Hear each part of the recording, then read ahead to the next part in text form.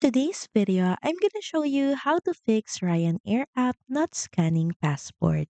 So the first thing you may want to check is your internet connection. Make sure that if you're connected to a Wi-Fi or mobile data, check that those connections are strong and stable. Another thing that you may want to check is the photo quality. Try improving the lighting, also turn off macro mode or zoom and make sure that you use a flat surface. You might also consider changing the background color, change it to plain background, white or black works best. Another fix that you can try is by updating your Ryanair app. Simply head over to Play Store or App Store, then look for the Ryanair app. First is uninstall it, then install it once again.